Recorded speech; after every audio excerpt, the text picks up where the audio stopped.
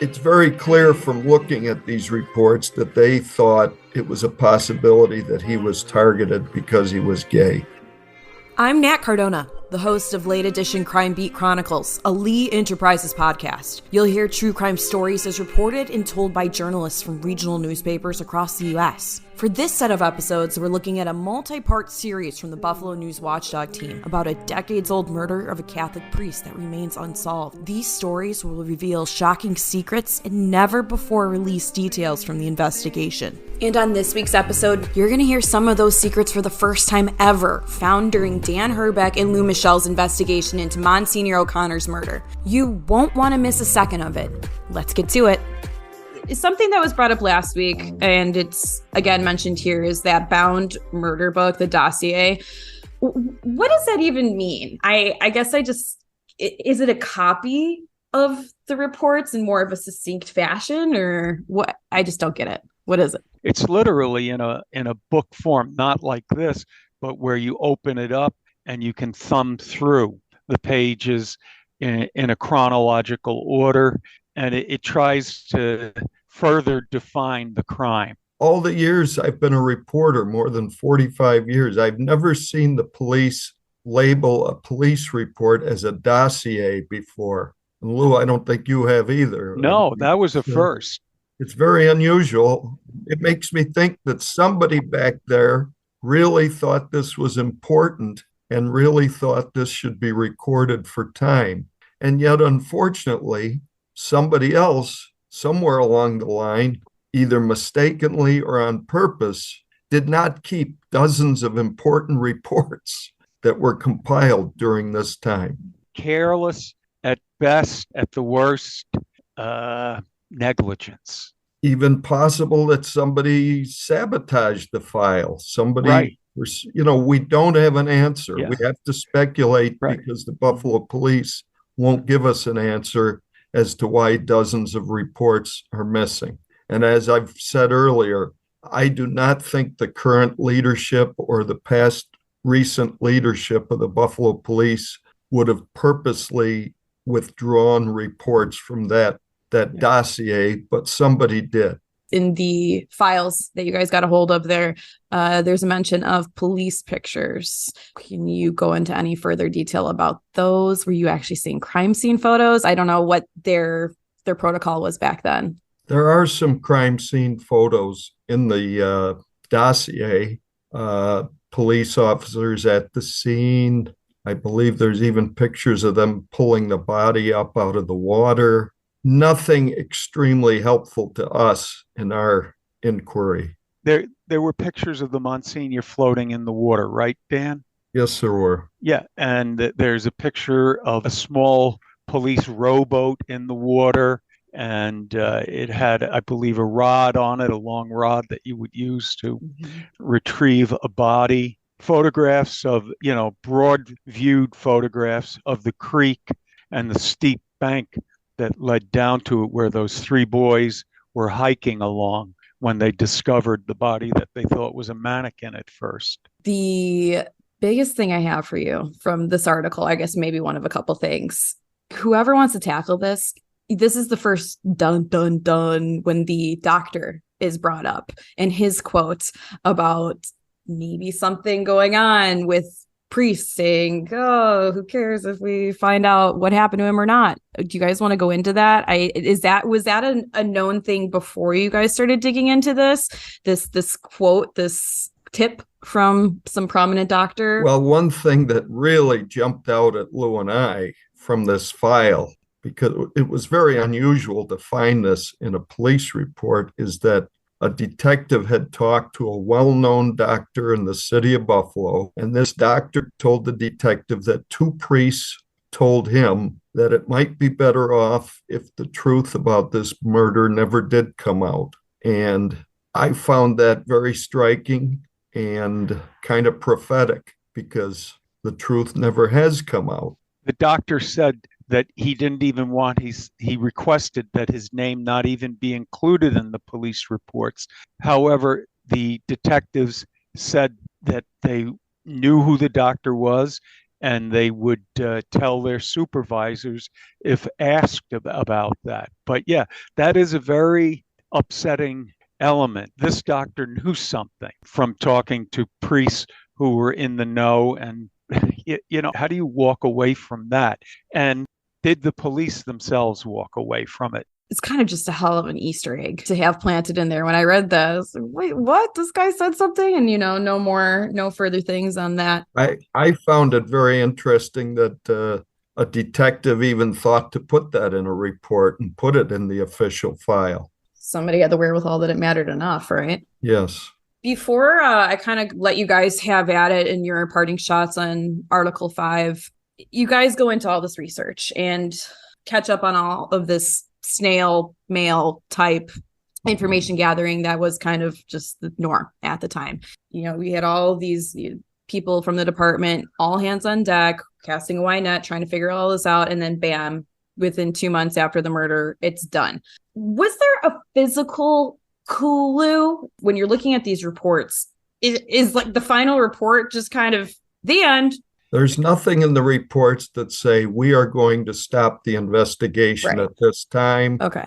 There's nothing in the reports that say we're at an absolute dead end and we can't pursue this any further. If you look at these reports, you can see that for a few weeks after this murder, there were several reports a day written by different detectives in interviewing all kinds of people from all walks of life. Then, very soon after, they interviewed a priest as a possible suspect. Within a day or two after that, the reports just stop. Now, we don't know if there were other reports that are missing that we were not given, that it would explain why they stopped their investigation. You can only surmise that something happened right around the time that they interviewed that priest as a potential suspect that caused them to stop investigating and stop compiling reports on this case. That's what preceded the conclusion of this investigation or the stoppage. Okay. Everyone was surprised at how it just came to an abrupt halt.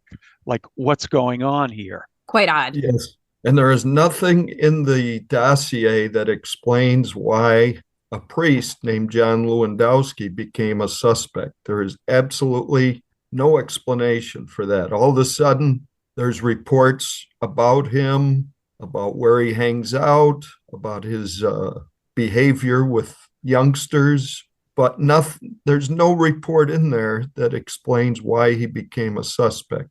And hence why we're all here today talking about it. So on to Article 6. This is the Leo J. Donovan article. Really catches us up on how he's on all accounts a colorful guy working his ass off, to put it plainly, for this case. The thing that stood out to me was he and the department had a pretty great success rate. I used to work at police headquarters, and Lou did also, and we both knew Leo J. Donovan. He was the head of the Buffalo Homicide Squad longer than anyone else in the history of the Buffalo Police Department. And when I was a young reporter, he took me aside one day and he said, Dan, I'm very proud of the fact that we solve 90% of our cases in this office. That's 9 out of 10 cases. And the detectives that worked with him said that he hated to conclude an investigation without making an arrest, without solving a murder. And that's what happened in this case. And I wish we could have interviewed Leo Donovan for this series, but he's been deceased for more than 20 years. He had followed the lead about Robert Armbruster, right? I don't think Leo was directly involved in that one. I mean, he was certainly aware of it, but Armbruster is the first person to emerge. Robert Armbruster, who worked for the Monsignor as a young journalist, was the first to emerge as a suspect.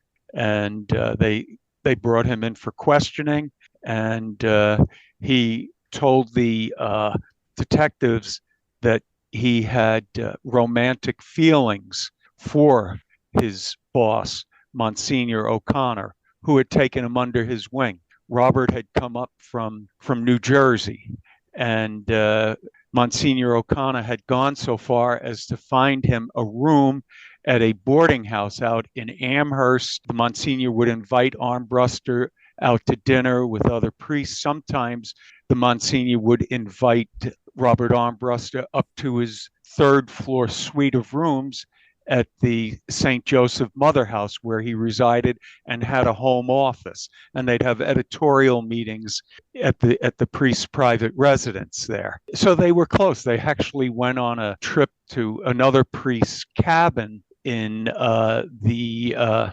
countryside of Western New York. And so Armbruster is, spilling out how he had these romantic feelings for the priest. And then it had to be shocking to the detectives when he also says there were times when I wanted to put an axe in his head. And that's why they fingerprinted him. They sent his fingerprints to the FBI. They compared the prints to prints that were found in the Monsignor's Chevy Impala. None of them came back as a match, but that really was stunning because everybody that we interviewed who worked with Armbruster had said that he was a very gentle person. I would say that a sure way to become a suspect in a homicide investigation is to tell people that you would have wanted to put an axe into the victim's head. I don't see how police could not follow up on a statement like that. He did make some inconsistent statements to the police about how he found out that his boss had been killed, and they felt that he was not being truthful. And they questioned him at great length before finally releasing him and not arresting him. They had questioned him for a number of hours at Buffalo Police Headquarters in the Homicide Bureau. And afterwards, he had told one of his co-workers at the Magnificat, where the Monsignor was the editor-in-chief, that he was outraged that they were portraying him as a suspect in the Monsignor's death. And he said, I'm leaving this town. I can't work here anymore. And he eventually did leave over the next few days, and he returned to New Jersey. The thing is, he never was really cleared as a suspect. He wasn't arrested or charged, but they sent his fingerprints to the FBI. He was in the Army National Guard, and he had a locker at the Maston Armory, which is just off of downtown Buffalo, just a couple miles away. And the police went there and they searched his locker after they had interviewed him, and they were waiting for him to come back to town to question him more, and that never happened. But at the same time, their attention is being turned to other potential suspects, and one of them was Father Lewandowski, John Lewandowski. And while we don't know why Lewandowski became a suspect, he was at a church, Assumption Church, which is about 200 yards away from where the Monsignor's body was found floating in Scajaquada Creek. And he had been assigned there up until 6 months prior to the murder, and he was a troubled priest. So can we surmise that, hey, there was this troubled priest who had a violent MO with young boys? Did something happen there? We don't know what caused the blip on the radar screen of detectives, but that is an intriguing element. Would it be fair to say that, reeling back a little bit as far as Armbruster goes, that he probably wasn't the guy, most likely? But I don't think we can rule out anybody at this point, because the Buffalo police, with the abrupt closing of their investigation, they never said that Robert Armbruster is no longer a suspect. Based on the hundreds of hours that Lou and I have investigated this case, and especially based on the fact that when on the night that the Monsignor disappeared, that the nuns in the convent thought they may have heard two other men in the room with him, and that it appears that he may have been taken out of the building down the fire escape. It just doesn't add up that little Robert Armbruster would be the guy to have done that. I also agree with Lou, though. Nobody that we know of was officially ruled out as a suspect, including Armbruster. One of the nuns heard the loud voices of two men. Was that two men who were in O'Connor's room with him, or was it O'Connor and another man? We don't know for sure, but there were loud voices, and that third floor fire escape door, which is supposed to be locked.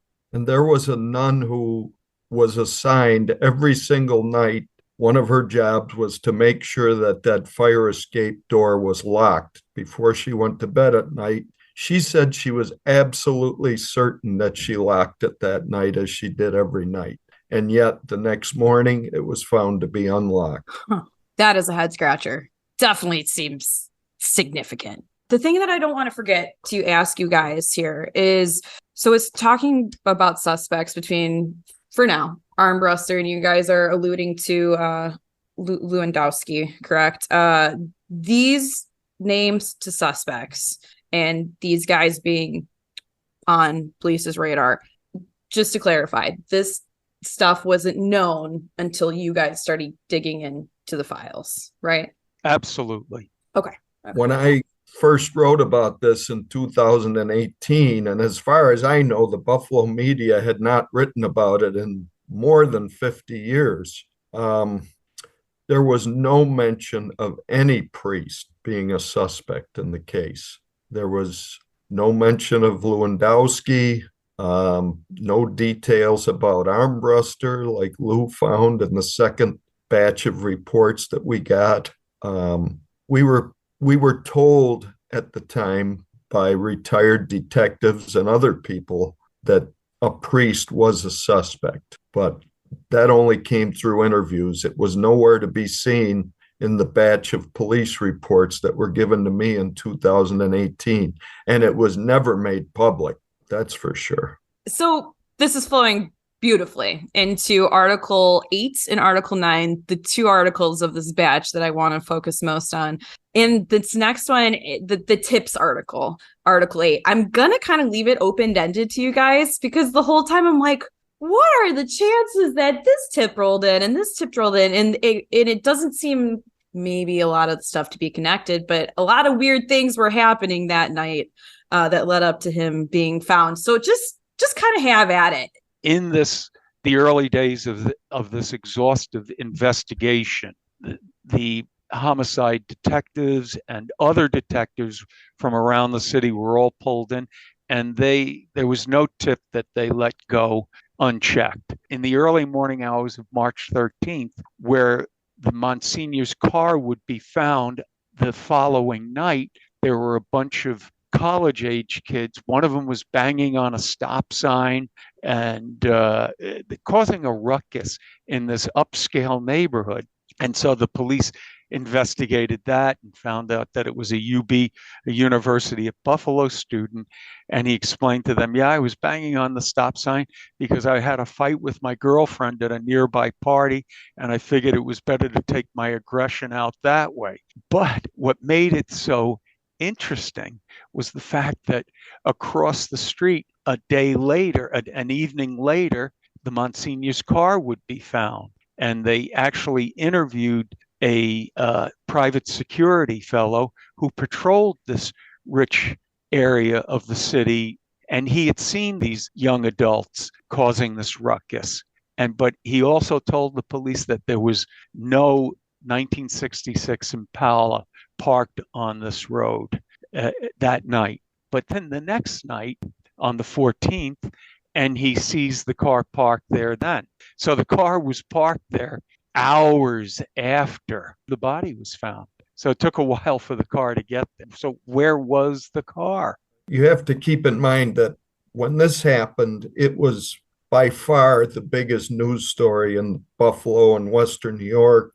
It was, the community was in an uproar that a very prominent, well-liked priest had been murdered. So police were asking anyone who saw anything that even had the slightest possibility of being involved somehow, call them so they could check it out. In the early days of the investigation, they received tips from people like mental patients who said that they may have some knowledge of who killed the Monsignor. There were tips coming in that he somehow knew people in a motorcycle gang. There were tips that about different bars that he hung out in, frequented. So the police at first were checking out everything. Right. They also started hauling in individuals who were, this is from the police reports, who were known to prey on gay individuals.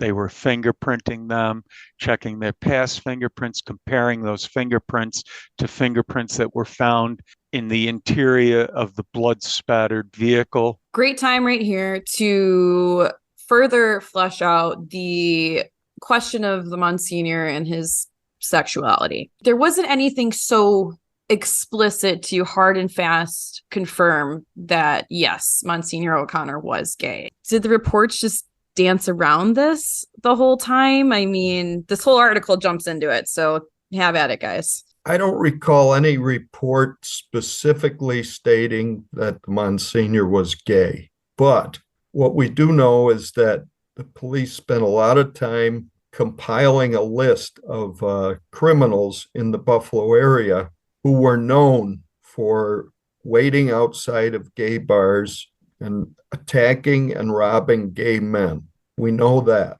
We also know that there was some insinuation in the reports that he may have spent time at a gay bar. There was also a very strange notation in one of the reports where Detective Donovan, Chief Donovan, asked another priest if he was aware of Monsignor O'Connor's problem. He didn't explain what the problem was, but if you think back to those times, the attitude toward gay behavior was much different than it is today. It was considered very unacceptable by many people. So it's very clear from looking at these reports that they thought it was a possibility that he was targeted because he was gay. You had one patrolman coming forward to the homicide detectives and giving a list to them of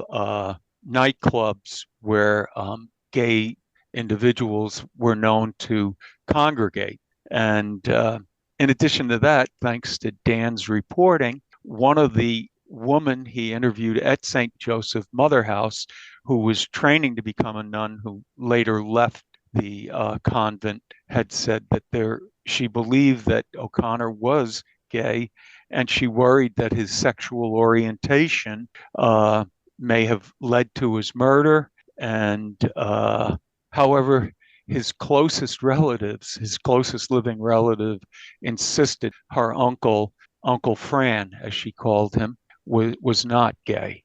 There are people who feel that the crime was never solved because they didn't want to, because it would have been an embarrassment at that time for the Buffalo Catholic Diocese. Also keeping in mind, Nat, that as we've said before, there's at least a couple of dozen reports that are missing from the file that may have shed a lot more light on the issues Lou and I are talking about today. And one of the police officials told me when I mentioned to him that, there were missing files, that it wouldn't surprise him that back in that time period, somebody would shield the diocese. But we have no hard evidence of that. The individual who told me that knows how the department worked back then. Not the department, but certain individuals in the department. Mm-hmm. I mean, it's just such a world far removed from now. So that would make sense when you're working on almost 60 years ago. One of the women who was studying to be a nun back then, who got to know the Monsignor quite well and who liked him and respected him very much. She had a family friend who ran a gay bar, and she was told that the Monsignor used to hang out there. And that was Mary Joan Hess. After only a mere few weeks of investigation, they find that there's nothing there. That always bothered me. I just always felt that it was swept under the rug by the church. I just always felt it was either because of his Monsignor's gayness, they didn't want that to come out, or because it was actually done by a priest, and they said that they would punish their own, told the police they would punish their own, and at the time, the police would be willing to do that in the city of Buffalo. There's just a very puzzling element to this.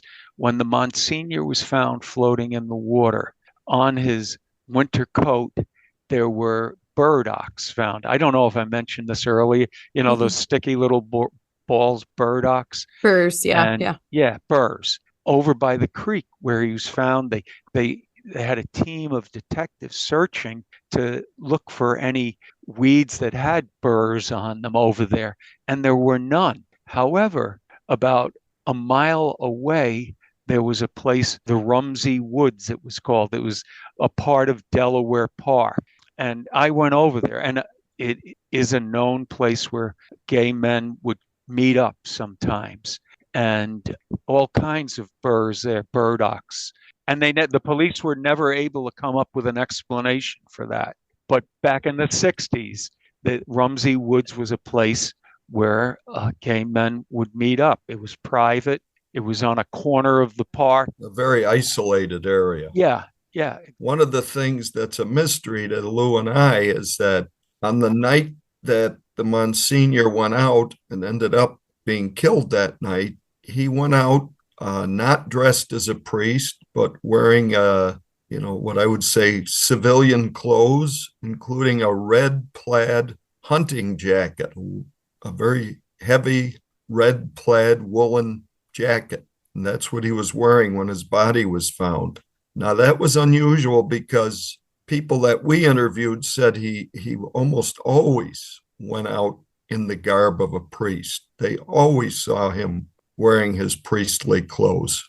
That night, for reasons that we don't understand, he was not dressed as a priest. So all these little things, they start adding up, and it really does. You go, oh man. And especially now that Lou just pointed out what he pointed out too, you pointing out the outfit, it's like, okay. Everything's starting to all make a little bit more sense. And the things that will soon be revealed. You're going to find out more about the investigation, how it was conducted, a very, very unusual police investigation that included Leo Donovan driving 70 miles away to interview a priest at a so-called retreat house.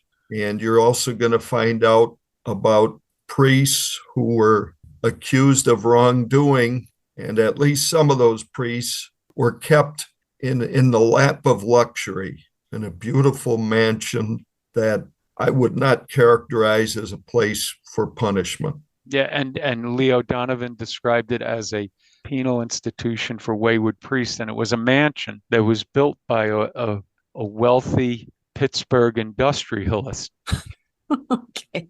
Just gets worse, you know? It's questionable. That's it for now. Thanks to Dan and Lou from Buffalo News. You'll hear more from them next week on this Who Killed the Monsignor series. Make sure you subscribe to Late Edition Crime Beat Chronicles wherever you get your podcasts. See you later.